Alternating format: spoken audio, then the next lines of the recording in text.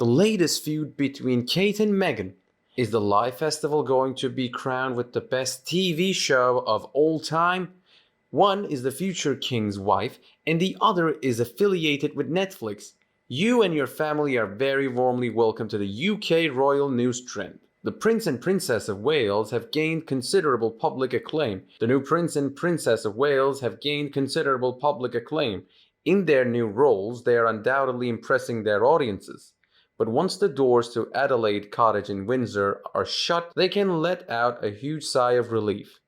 Since Harry and Meghan dropped truth bombs on the royal family, I can tell you that Kate and William have been extremely anxious about their recent tours, including the one to United States. This is especially true in light of Netflix trailer that arrived just as they were leaving for Boston on their tour. Coming to the United States was bound to be a big deal. This is the first official visit by the royal couple since they accused the firm of racism, misogyny, neglect, and more, so Harry and Meghan have understandably been worried about being booed or even accosted by locals. The Sussexes have established their empire in the United States after moving to Montecito, California. Even though Meghan has been called Princess Pinocchio, a mini tour to Boston ensured that all eyes would be on Kate, future queen consort. I'm sure Kate doesn't see it this way, but both women have developed their own unique brands.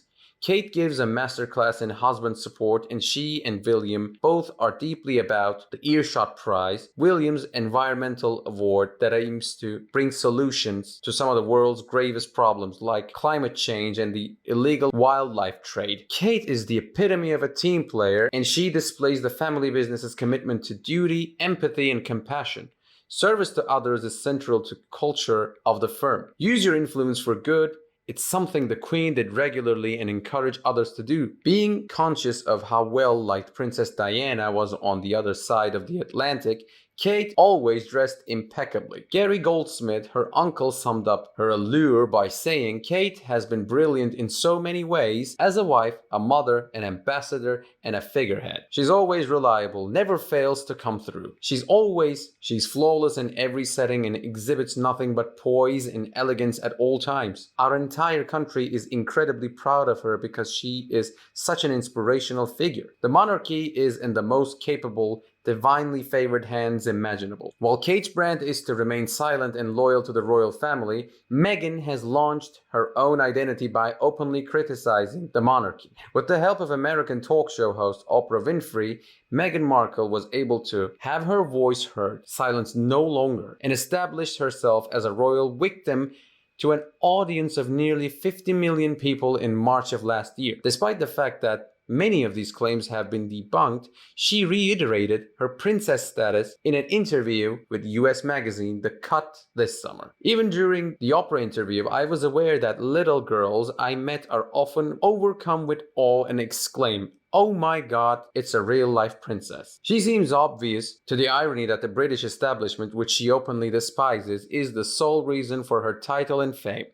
The only reason anyone will watch Meghan and Harry's Netflix docuseries is to see what new things they can say about the firm that haven't already been said in their other media attacks. Meghan has made several serious allegations, including that the Royal Rota, the journalists who cover the royal family, have called Archie and Lilibet the N-word. Being on that schedule allows me to state categorically that it never occurred. That's Meghan's truth, and God help anyone who challenges it. Through her fame, she has been able to secure multi-million-dollar endorsement deals with Netflix and Spotify, as well as the admiration of American viewers with a luxurious home in Montecito. It remains to be seen if this results in a longer life and peace between the royal families.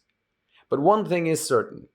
Meghan and Kate will compete with one another in the future, despite the fact that their respective brands couldn't be more different. It's a conflict that I'm sure our future queen would rather avoid. There's no denying that Meghan Markle harbors jealousy towards Princess Kate. Meghan doesn't know how to control her feelings and has the emotional maturity of a teen. The best way to describe her is a passive-aggressive. She has a severe case of narcissism. You're looking at a very annoying and ambitious woman who will destroy anything or anyone who stands in her way. Many of her petty, nasty, and vicious PR stunts and statements splashed across the media can be rationalized by her desire to be queen, to be number one and to have William.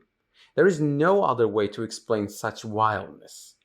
It appears that she's obsessed with her. Whenever she brings up Kate, her face contorts with anger and spite. She probably thought she was going to replace Diana and became jealous when she realized that the next Princess of Wales and the Queen would be much taller, slimmer, better looking, more intelligent, and more senior. Not that she would have been hugely popular to begin with, she just doesn't have the charisma or charm to make an impression, but her vanity would prevent her from seeing that as the root of the problem. In order to maintain her inflated sense of self-importance, she must cast blame on Kate. Further, Meghan Markle is extremely envious of Kate. She despises her innocence and goodness because she possesses neither of these qualities herself.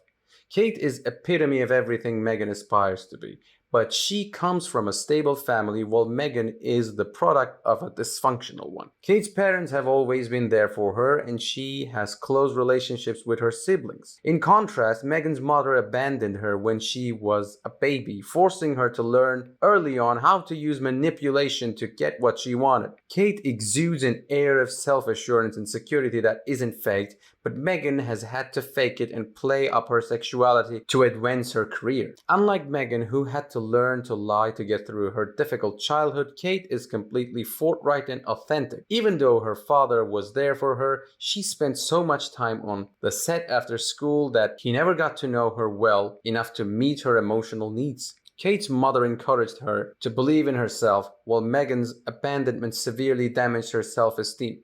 In contrast to Kate, who loves her family, Meghan is embarrassed by hers. While Kate has a close relationship with her sibling, Meghan has a tense relationship with all of her siblings. Meghan, in contrast, feels the need to fight for attention, as evidenced by her statement, "Women have no choice. Others just need to be encouraged to hear them." Whereas Kate does not feel the need to compare, to compete, or demand it. Kate did not have to work hard to get where she is, but Meghan had to climb the social ladder by using and manipulating those around her. Without her mother's supervision, Meghan made the poor decision ultimately led to her downfall. Kate knows who she is and developed close relationships with others, while Meghan has only confided in people like Marcus Anderson, who is just as cunning as she is and has been her accomplice in crime.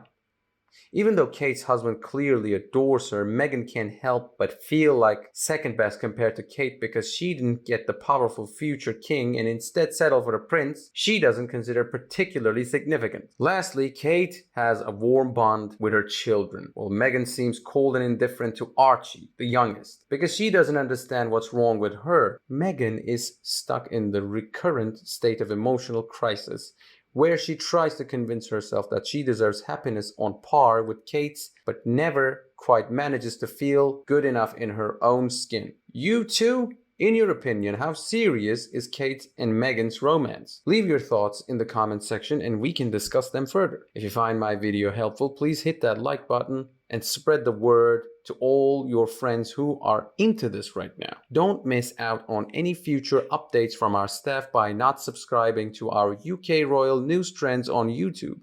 Have a great day and we'll see you in the next video.